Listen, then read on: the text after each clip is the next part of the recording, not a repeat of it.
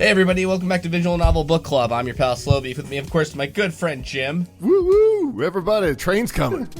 Now Oren has to leave that in. And by the way, thanks to Oren who's been editing these. But first, my good friend Devious Vacuum. Choo choo. my good friend Turbo C. Honk.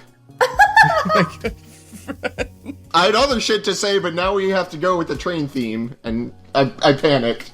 And now my good friend Pulahoko. All aboard. Yes. If Oren were here, I'm sure he'd say something about a train too. Our good friend Oren Ronan who edits these. So I guess I should be thanking more often. Really.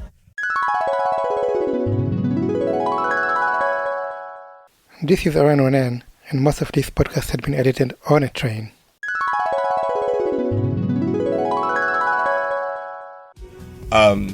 So, fuck him, because we're talking about Dream Daddy now. We're talking about Matt. We started a new game. I did some things differently in the lead up to the Matt date. I was a little sad that there wasn't a button to just continue with your old dad, or load your dad image, or Load to save dad. Yeah, because I clicked into this all right, make your dad now. I'm like, oh Jesus, I have to go through this. Yeah, you must reincarnate your dad. So I went to a random number generator and had it pick my dad, and it turned out okay. Tell us your dad's name. I also had a random name generator name my dad, and his name is Farron Bumgarner. It's really good. And he looks like a teenager trying to sneak into a movie. He kind of does, yeah. With a fake beard. One thing I learned is that if you don't name your dad's name is just Dad. Oh, really? I didn't even know you could do that. So you're literally, hi, I'm Dad. But you know what I learned is if you save your game before you name the dad and load it, the save game identifies your dad as Homer. Huh. Wow. Wow. That's funny. This is deep. Getting into that Dream Daddy lore. Metafiction. I made a dad. I didn't have anything in mind other than I kind of wanted to make someone who would look like a biological parent of Amanda. And I couldn't think of a music pun, so I asked my good pal Beam Splash, and my dad is named Joy Dad Vision. Not bad. Not bad at all. Yeah. Beam Slash knows what he's doing. I know, it took him like 2 seconds. I was like, well, you did it. And he didn't even see the dad yet. And it fits him perfectly. Anybody else's dad? Oh yeah, I just went the opposite with my dad, and went with long haired dad with kind of like a handlebar mustache, and I called him and he's a bear dad, and then I called him Steven Rumpelmans. It's good. It suits him. Yeah. I just went with defaults for everything. I made Nihilism Dad, where it's just all the blank features, and he didn't even have a name, so it's like he just fell out of a cloning vat or something and just became a dad. He is a mannequin without a nose or belly button. Yeah. I went with I named my dad Surreal Ben, and he's got white hair, hairy arms, he's pretty muscular. Did you really go with that? That picture you posted? Yeah, Surreal Benjamin. Oh my god. Yeah, no, I went with a little different. I think I took the mustache off. Oh, well then. Yeah. The mustache was the least crazy thing about him. Well, that's surreal. He's surreal. The anime eyes are up there, yeah. I just want to say, Surreal Ben is a great name. It sounds like, Yeah, it's really good. Someone who gave me Surreal Ben. I didn't think of that. Hold on. I guess I did. Yay for me. No. Yeah, yay for you. Yeah, I think I gave you Ben, and then you took on the Surreal part. Honestly, I'm such a font of creativity, I can barely remember where it all comes. No, so, anyway, yeah, that's Surreal Ben. And man, he had some adventures that Slowbeef didn't, I'll just say. But, we'll get into that, I'm sure. Uh-huh. Anybody else want to talk about their dad? No, we got through everyone. Pulla talked. Everybody talked. We got all our dads. We covered the dads. We're all loaded in. Oren, you want to talk about your dad? Thanks. Insert segment here.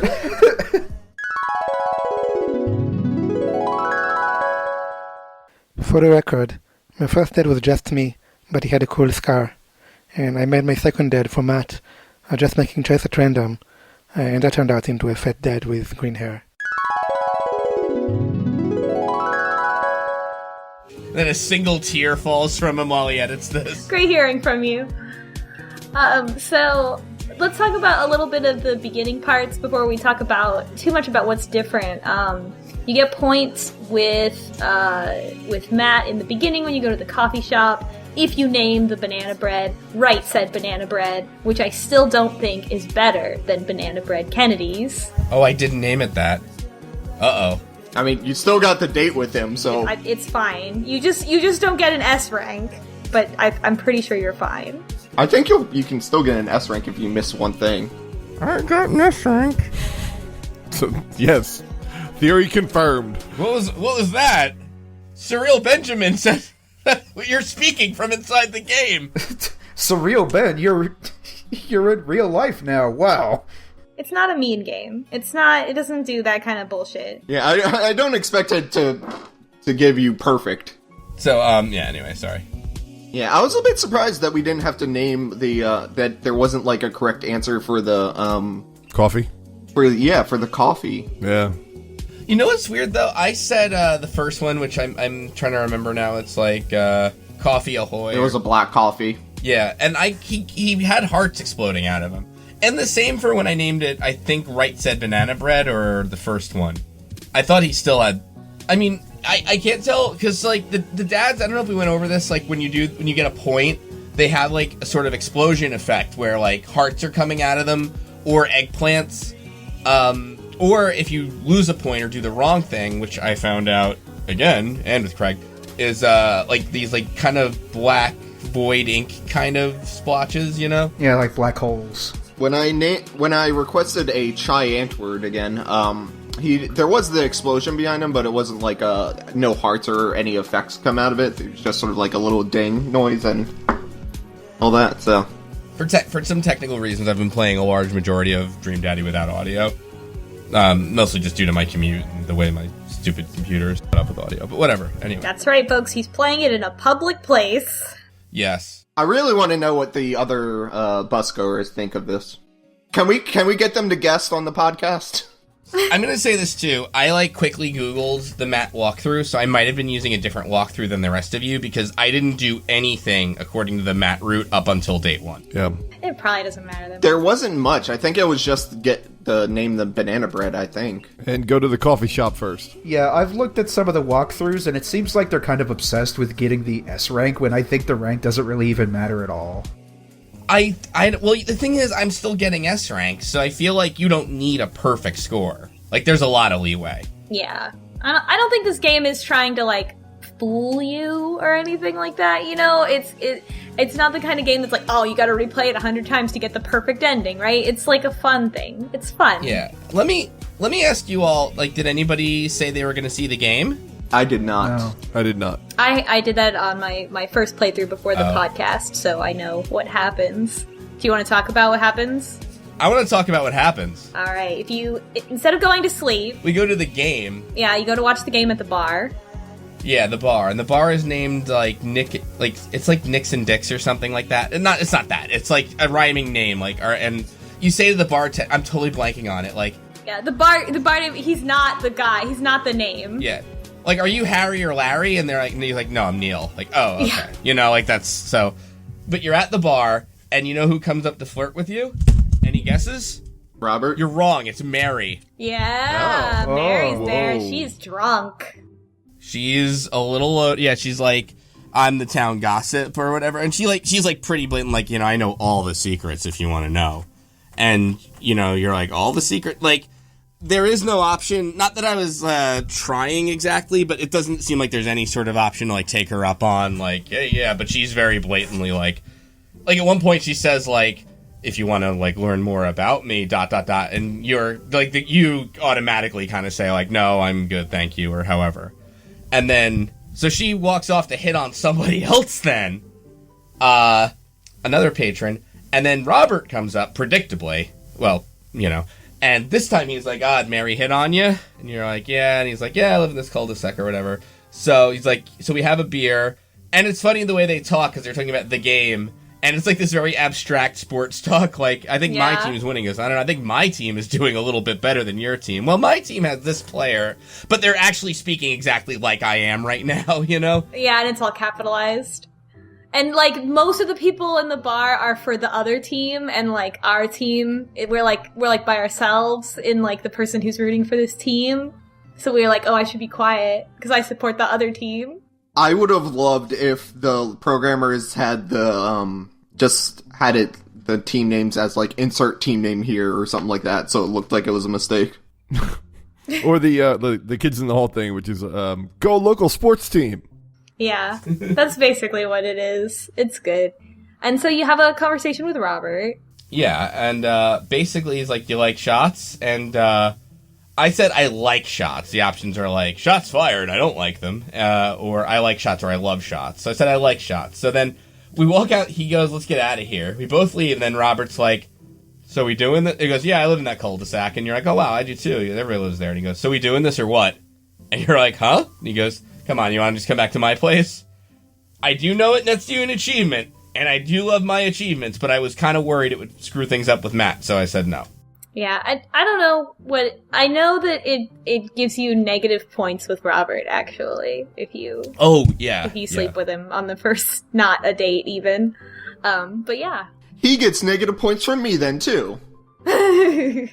Well, wait, I got negative points with Robert also, because, like, you can say... He compliments you somehow, and you can say something like, I like your, or whatever. And I said your hand tattoo. And he goes, ... And then he gave that negative points vibe, like something went wrong. And he goes, it's a reminder. And that's all he would say about it. Ooh. So... Mysterious. I do have a theory about Robert that I mentioned last time, and this is only confirming it in my mind, but...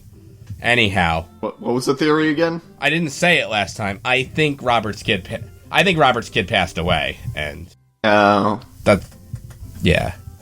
So, and that's why we never see Robert's kid. And I think that hand tattoo thing kind of does it. So, before the podcast goes all the way downhill, let's talk about Matt! Yeah. I do want to say one more thing that happened differently this time was I won the Pokemon battle with Brian. That is possible to win. Oh, yeah. Yeah, me too. How'd that go? I only did it because you told me it was possible, like in that email forward. Sorry, go ahead. Yeah. So all you have to do is just keep bragging and use the item of Amanda's first drawing or whatever. Yeah. Yes. That's a big one. Yep. Everything else does negative points to you. And then Brian, it basically ends with you being mad because Brian's even gracious in losing. Yep. Yeah. He's like, oh, he's even a good loser or something. Yeah. Yeah. I don't think it gets you any points for winning, but I didn't even get an achievement. No.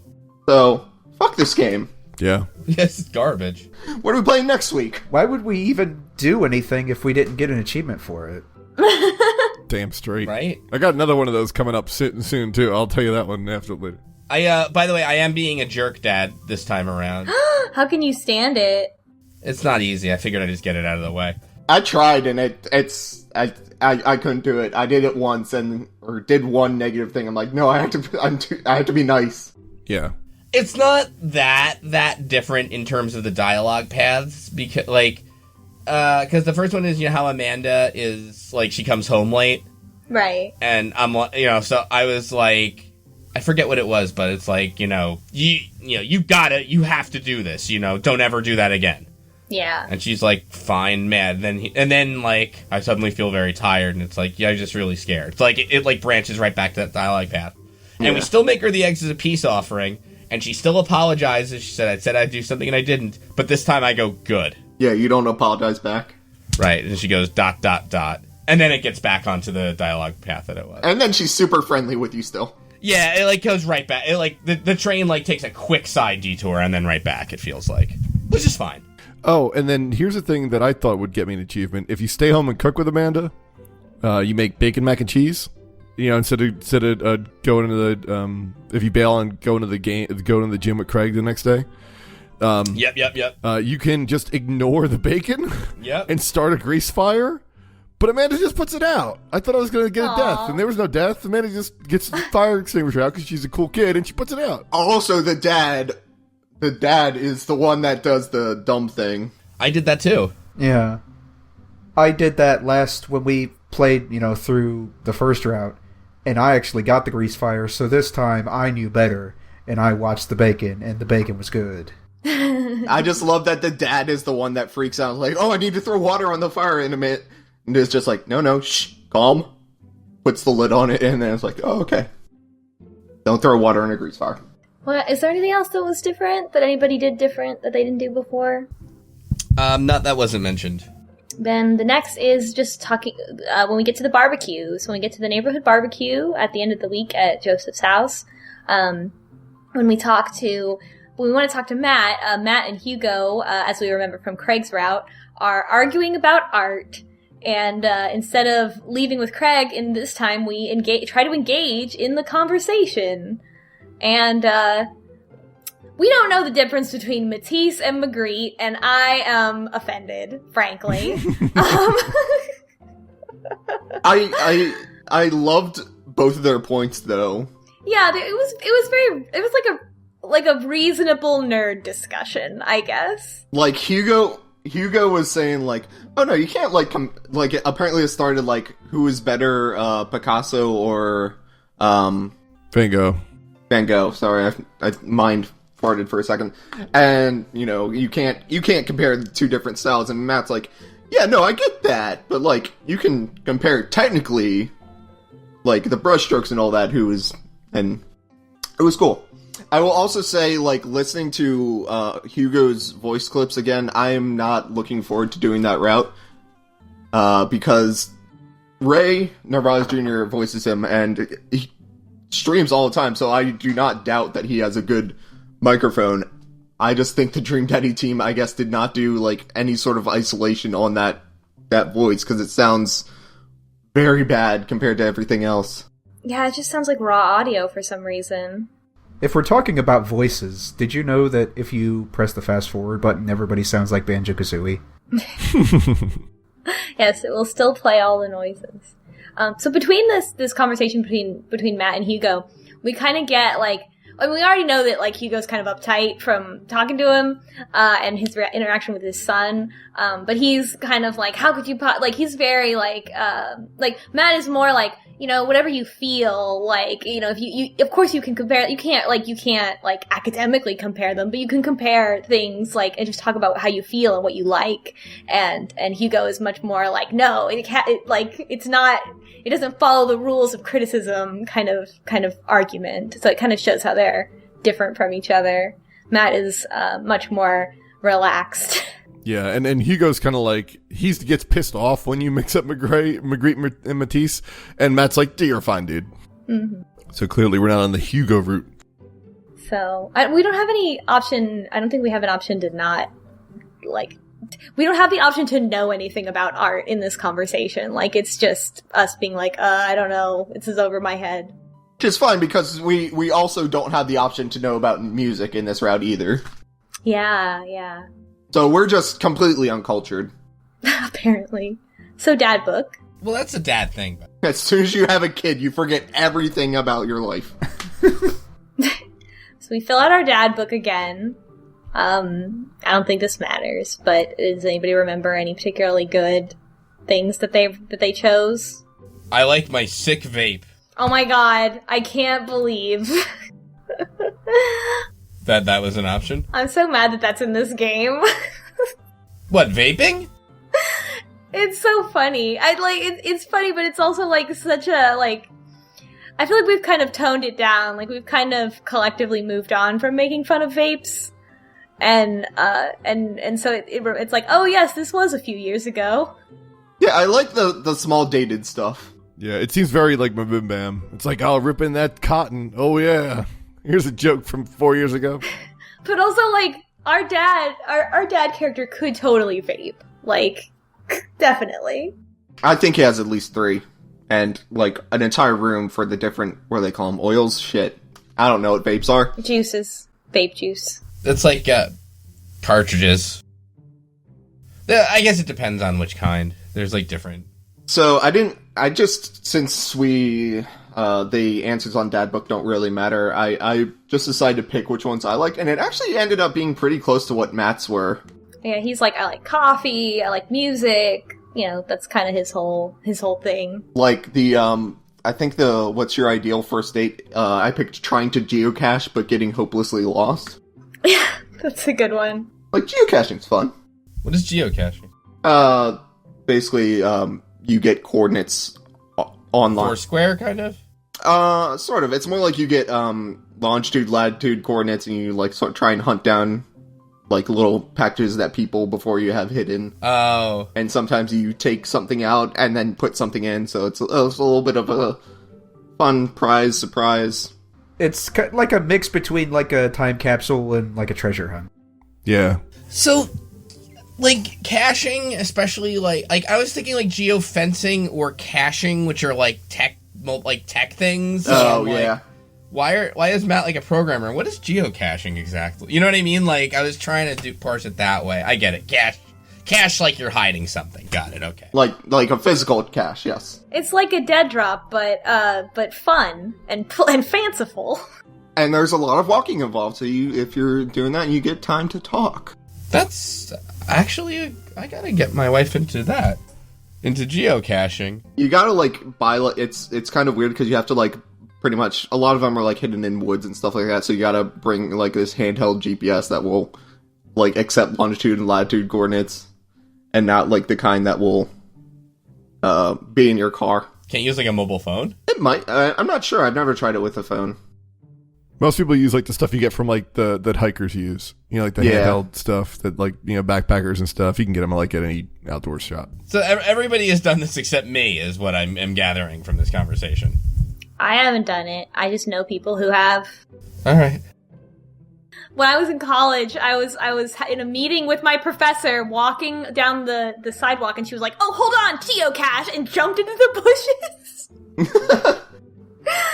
It was great. There used to be a few on my college campus. I don't know what was in there, but it looked like it was weed, but I don't know. I don't know. Yeah, that's the other thing. Like, somebody could leave anything inside that cache. You don't know what you're gonna find. A human thumb. Oh, God. My first and last time geocaching. There's a big geocache Bitcoin network out there just selling drugs. What if you opened a geocache and found a fucking Bitcoin? A piece of paper printed out. Here's the hash, dude.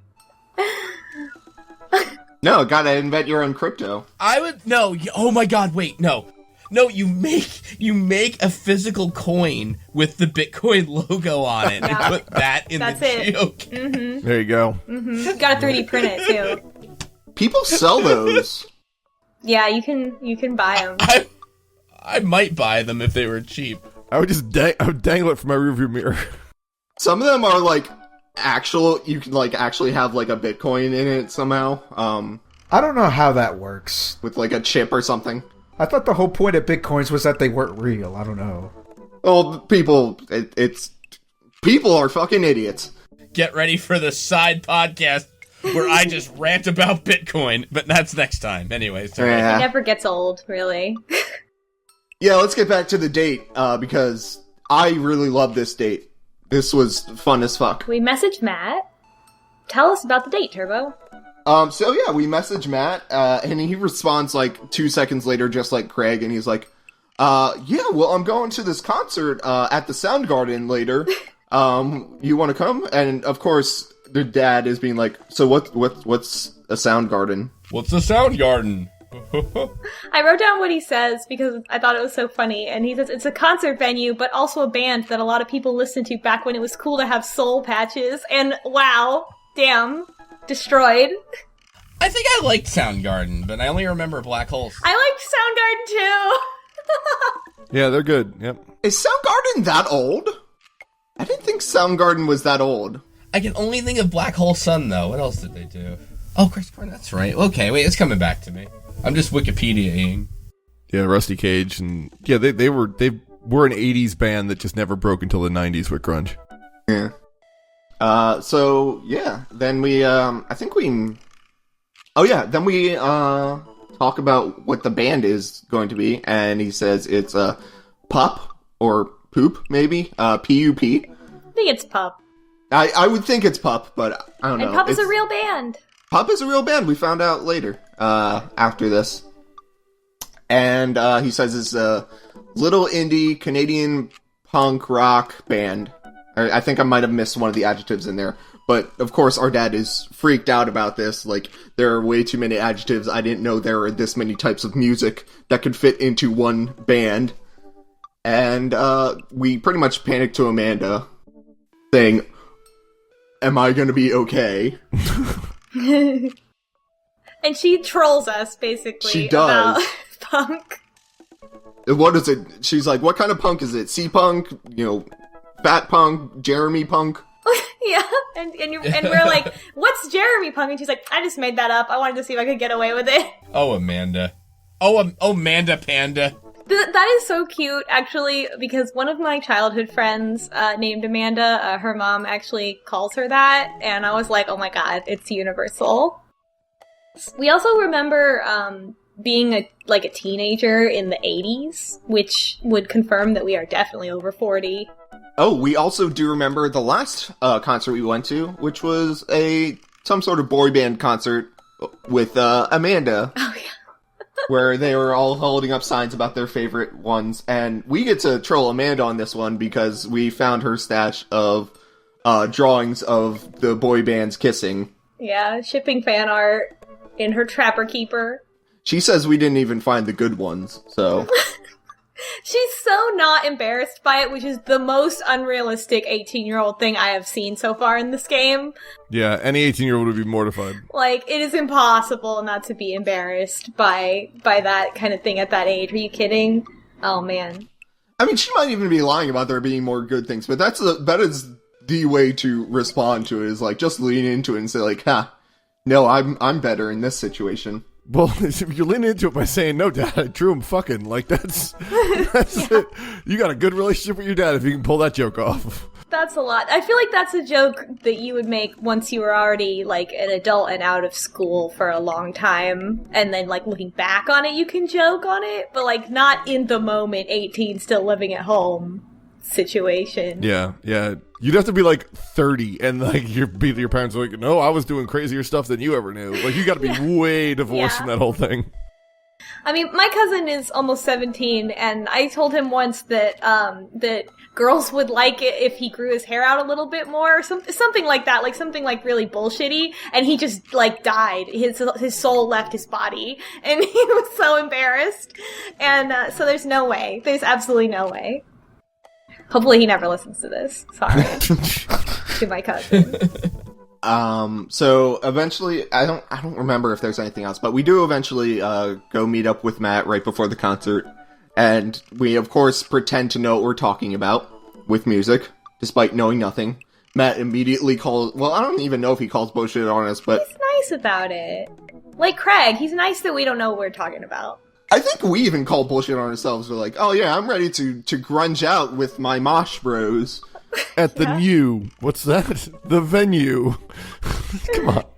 Yeah. And we bond with Matt because Carmencita is, his daughter is sort of at that boy band phase. Like, and so we were like, oh yeah. He's like, oh yeah, I took her to a concert, and now there's still glitter in my car. And we're like, stay strong.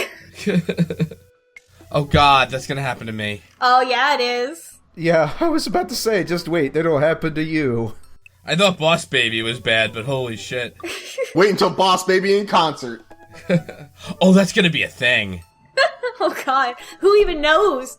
Who even knows what the boy bands will be in, like, 12 years? God. Would it be funny if it was still the same? Like, what if like, you're dragged to a 5 Seconds of Summer one where, like, it's like you have to go with, like, these 40-year-old guys dancing in their super cool outfits. That'd be hilarious. I would have loved it if, like, yeah, if Justin Timberlake just stayed on the same type of music his entire career. Or it's like, it's even more J-pop and K-pop now, but of course we all know that Gact will still look exactly the same, so... Gact's a vampire. I mean, like, in 20 years, it's just gonna be Hatsune Miku doing every concert ever. Oh, that'll be easier. You can just download it in your AR setup. That's true, yep. It's it's a holographic Let's Player who's also a singer of a boy band, who's also the president, a la the Waldo incident from Black Mirror, and that being will be, you know, everywhere, and it'll be like Big Brother, but, you know, dads will hate him. And their avatar is a Bitcoin. Yes. Yes, President Logan Paul. Like a giant cartoon Bitcoin with, like, eyes in a mouth. Yeah, Logan Paul, like, 3.0, like, his consciousness has been uploaded, and then, like, algorithms made him more horrible, you know? It'll just be, like, a thing. This is just a rewrite of Idiocracy. Oh my god. Yeah, kind of, yeah. Yeah, okay. So, back to the date. We talk more about music. Oh, Matt talks about, he talks about the scene, and we, like, misunderstand what he's talking about, and he's like, no, like, scene, like, the music scene, but also scene, like, the genre of music that no one wants to admit they enjoy, and then he stares off into the middle distance, and the narration is like, he didn't say anything, but I could tell he had an emotion like, never again. So Matt's great. Own up to your scene phase. Everyone had it. Matt's right. All right, come on, out with it. Go ahead. No, I don't. Whatever. Scene was when I was in high school, so I listened to it, but I wasn't cool enough to, like, do my hair like that or wear makeup. Couldn't do any of that. So we head inside, we grab a few drinks, and we chat about stuff. And, then we, go check out the merch. And this guy frightened me. The merch teen? Yeah, he was wearing clothes that, Pablo. His mom let him leave the house like that? Yeah. Mm-mm-mm. Like, he looks like he's been wearing that shirt, or that, like, crop top tee for, like, the past, probably 18 months, nonstop. Oh, and of course, the camouflage pants. So. He's got long green hair and headphones on, and looks like a real goofball. The hair's cool. I like that. Can I say one thing that I can't rightfully say it bugged me, because I totally get it, but, like, scenes with Matt in the concert venue, the venue is always just completely empty, even though there's supposed to be lots of people there.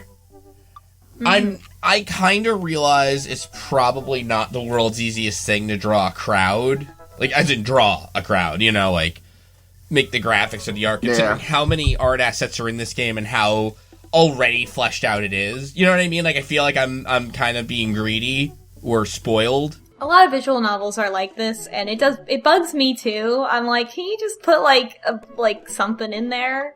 Yeah, like, when they do, though, but it's just, like, a gray background with circles drawn into it to look like heads. So. Snatcher would've. I'm just saying. Okay, we'll play Snatcher next session. No, we won't. No, of course we won't. We'll listen to Snatcher instead. So the whole time we're walking around, before we get too much into, Matt is like, he's like really, everybody seems to know him, and we already are like kind of like the oldest people here, but he seems to have like, he knows a lot of people, and everybody's happy that he's there, and then he is like being nice and sociable, and then he comes back to us and is like, I'm really awkward, like, I'm afraid, and all this kind of stuff, like making these comments, like these kind of jokes about like, I look like I'm pulling it together, but I'm really not, I'm really scared all the time. Like, he intentionally kept the conversations as short as possible, because he's like, as soon as it goes beyond that surface level, I'm gonna flip the fuck out. I will have nothing to say. And we're like, we can relate. Yeah. We're like, yeah, me too, bro. This is great. Like, I know exactly how that feels. I was talking about this before we started recording, but I was talking to DVac, and it's like, this guy reminds me of this guy that I knew in, like, early high school that was, like, really sociable and, like, into, you know, everybody loved him, but he was also really just, like, he wasn't putting up a front or anything. Just, he was honest and down to earth and stuff. Kind of like Matt is. Was it me? No. Did I know you in high school, Beef? Did you go to my high school? I never knew. I thought you said an old friend, so thanks for nothing. Oh my god. So yeah, we talked to Pablo, and And Matt points out that basically I don't know if he's really like a mentor figure to any of these younger people, but like they respect him. And Matt tells Pablo that we're cool, and it's all very, very sweet. And he says at some point that Pablo's just says hey, if you want to like marry my mom and be, he's like, how's your mom? And he's like, if you want to be my new dad, like I can set you up. But it's like clearly a joke. I was scared when we first saw Pablo that he was going to be someone's kid. Yeah. It seems like Matt and Pablo's mom are friends, though. Yeah. And that's why he knows him. It's like kind of like single parent solidarity, friendship type of situation. I've noticed that in this game so far, all the like single parents are great, and the one that like where the mom is there, the mom is just evil and a drunkard. So I don't know. Will we ever see a happy like not single couple here? Never. All moms are evil. Yeah, the soccer or the football, the softball moms are also bad. Yeah. So we yelled at so Pablo yells at us and is like, would you like to see these fine wares? And the option we choose is tally ho, good sir. And we yell back at him at max volume in like the same goofy way that he's talking. And we just keep that going for a while, which I really enjoy. I like all the times that we lean into the joke in this game. Yeah. Then it's time for the opening band. Oh my god. So, this was, I get what they were doing here, but this was very annoying, because they actually have awful audio playing over. So the band opening comes out with lots of old-timey instruments, like, he's got a harpsichord and a glockenspiel or whatever. They're Jonathan Jones and the Speakeasy Choir, and they are atrocious. They're supposed to be atrocious in-game. Matt gives us earplugs, and they are really bad in-game audio. Like, it's annoying to have to go through the dialogue while you're hearing this. Yeah, it's just like, like toddlers playing instruments. Of course, nothing's in key, and several adults screaming, just nonsense. It's not an enjoyable experience, but Matt is pretty good about it afterwards. And we try to talk to him during the loud noise, and you can choose to like keep repeating your question at maximum volume or stopping. So you wanna say it over and over again, like, yes, hey, and we're just asking, so you come here a lot, huh? Yeah, and then capped, yep. And then it's over, and the lead singer like sprains his ankle or something, and they're like, "Don't worry, it's part of the show." And he like doesn't believe it, and then Matt's like, "No, he does that all the time. Every time, it is part of the show." Oh yeah, Matt's seen these guys several times before, not intentionally, because we know, like when they were the opening act, he's like, "Oh boy, these guys." Yeah. But he's familiar with their act enough. Yeah. So we get separated when we then go back to the bar to get a beer, and we get like nervous that we're lost in the crowd, but Matt finds us and leads us back to where we're gonna hang out and wait for Pup to come on, and then suddenly we're like, oh, I have to go to the bathroom, so we have to go all the way back, go to the bathroom, we come back, and then we have to make it through the crowd a second time, and what happens? Minigame. Yeah, we get like a cute little like voxel looking mini game. It's Crossy. It looks a lot like Crossy Road. Yeah. If you've seen that, it's isometric viewpoint. Yeah, it's Crossy Road rotated like 90 degrees, and you're heading right to left instead of down to up. Very odd game. It's basically like, oh no, everyone's rushing on the stage, I have to avoid the youths. And there's hearts to collect. I don't really know what they do. You have a time limit, which is, it's one of those games, it's kind of an auto-scroll where you have to survive for a certain period of time. And there's other, like, people in the crowd, and they seem to knock you in a random direction if you hit them. Yeah. It's very easy to win. Like, at one point I really just started hitting left over and over and over again, and it seemed to be fine. Yeah, well, it speeds up, too. So if you're trying to collect the hearts, it gets very difficult. Yeah, it doesn't seem like you can 100% the hearts, or it might be randomly generated and I got a bad run, but, like, there was like one point where I'm like, there's no way I could get that heart without losing. What rank did you get on the? I S ranked it. Yeah, I got it. Mine showed up. I was like, oh, I didn't do good on that at all. I didn't get any hearts, and it was like S+ rank. Yeah. Yeah, me too. Yeah. Yep. Same here. Yeah. Oh, S+. There's a difference. Oh my god, what is this game? I got S+ too. Wait. Oh, I think I just got S. What is this game? I thought that it was like a goof, like, as long as we made it. It might be random, because, like, it didn't seem like I was playing that great and then I was S+. Like, I got a bunch of hearts. I got most of them, I guess, and, got hit a few times, but not a lot. Yeah, I think it might just be how many hearts you get. Yeah. I wasn't paying attention to what I got. But the whole point of it is that it auto-scrolls, and it plays the entire song by Pup, which is a real band who has a real music video, and it's pretty cool. So, the song, if you want to look it up, of course we can't play it over here because it is licensed music, but it is DVP in all capitals. And it is a pretty awesome music video if you want to look it up on YouTube. It's basically they're showing a lot of 8-bit and 16-bit games and using the fonts from those games to display the lyrics as the characters talk. It's pretty cool looking. It is really good. It's a good video. The song's pretty good too. Yeah, I was like rocking out, and like that. This is the point where I'm like, oh, I really like Matt's route. Yeah. I gotta say, it sounded exactly like I expected it would sound. Like, the whole setup for it, like, that being the song that's played, and that being the band, like, I didn't even know this was a real band.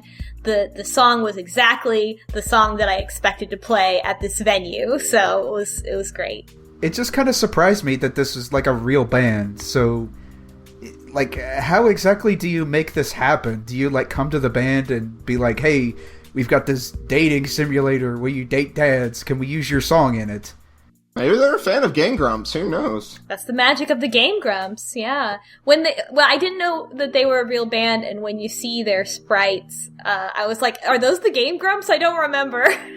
So, when I was listening to it, I'm like, this is much higher quality than all the other songs we listen to, like the theme song, where they just say Dream Daddy over and over again. So, of course, I was like, this has to be, an actual band. So I looked it up and I found the music video for this, and, I was like, oh shit, I have to tell everyone, but they haven't finished Matt's dates yet. So, yeah. And then, of course, the sprites show up on screen, and Matt's apparently good friends with the band. And, that was all the confirmation I need. I'm like, these are drawn like real people and not like our stylized friends in this game. Yep. Mm-hmm. And it's really nice. We have a really nice time. Oh, and we go in the mosh pit. We end up in the mosh pit at the end, and we get like slammed around a little bit. And then Matt finds us and is like, "What are you doing? I didn't know you would get in the mosh pit." And he was like, "Me either." And then you both kind of just like jump around for a while. And so that was fun. And after and then after we meet Pup, then afterwards Matt gives us one of the shirts from the merch booth that we were looking at. So we have a memento of our first real concert in a long time.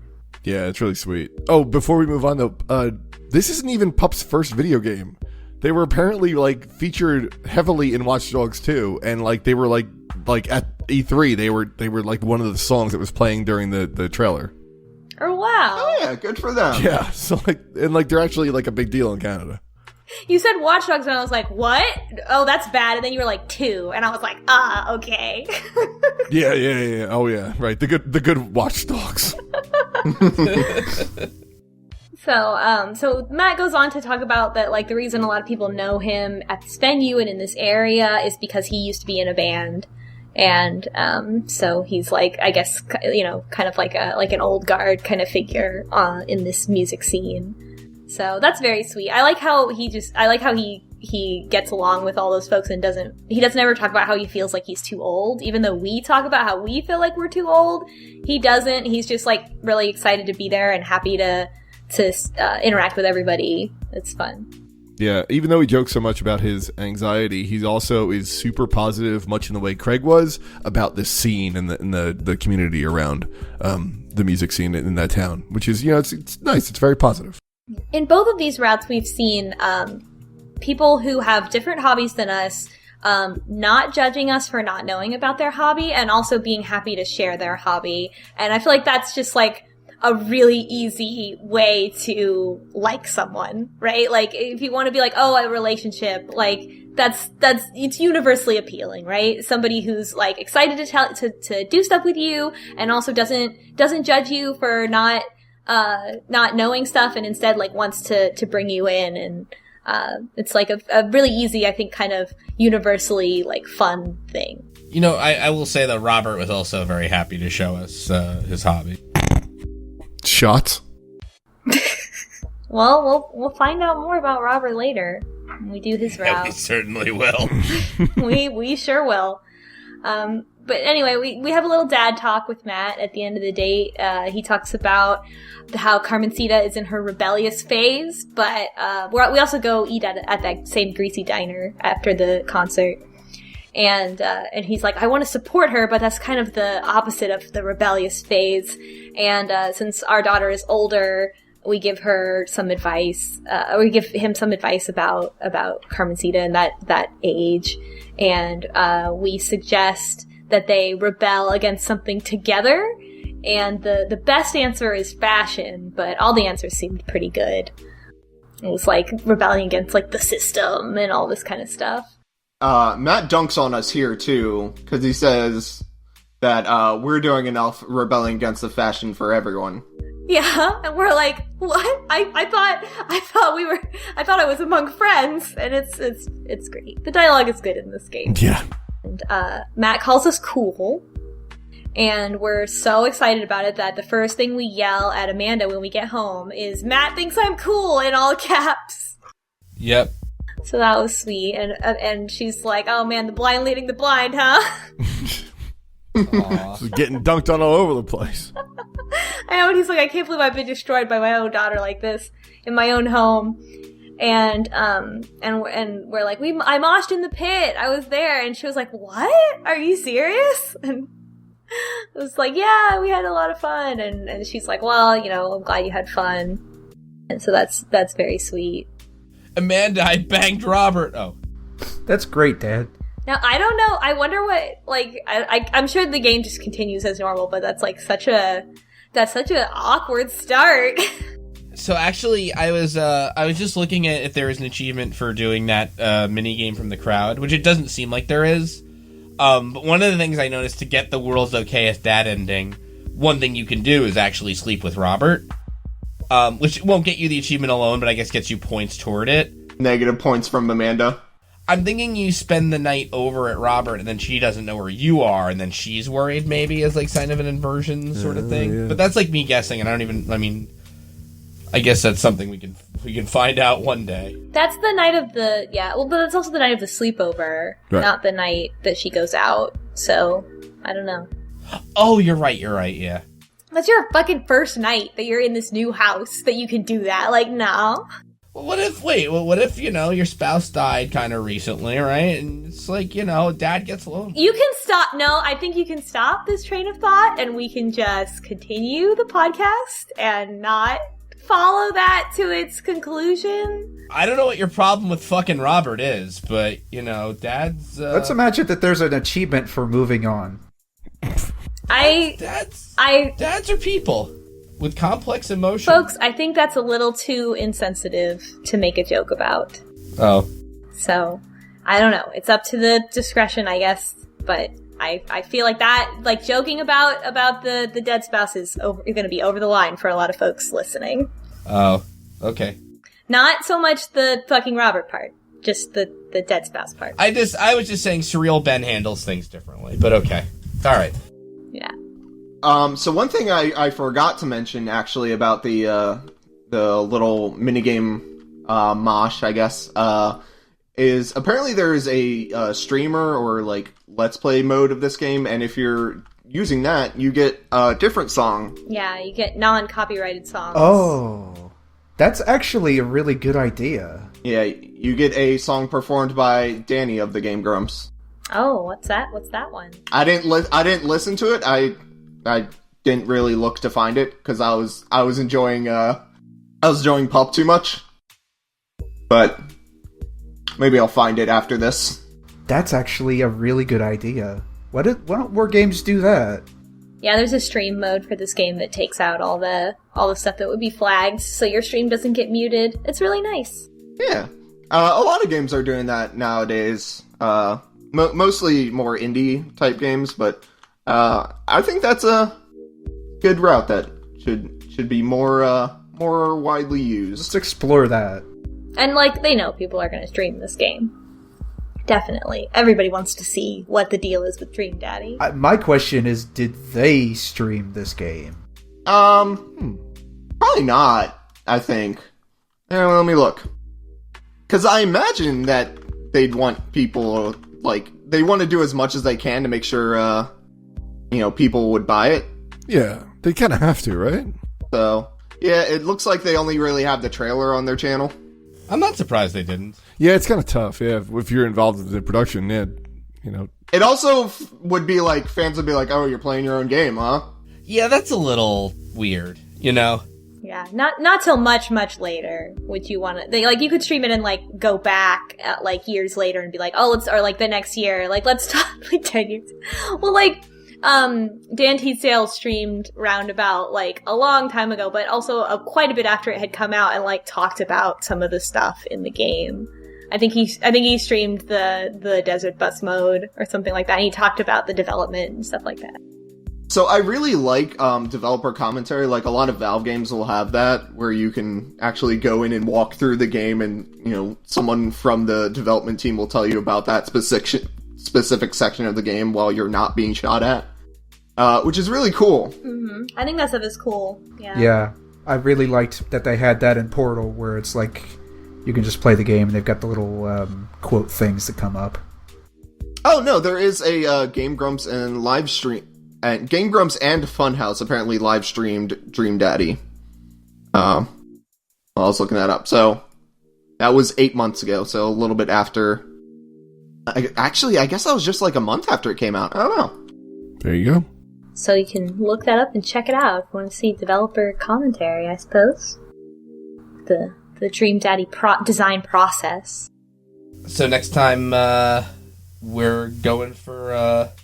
Going for broke with Matt. Day 2 and 3, maybe? Yeah, I would think so. Definitely, yeah. Yeah, we're going to finish Matt's route and think about who you want to date next. Alrighty. Yep. Well, until next time...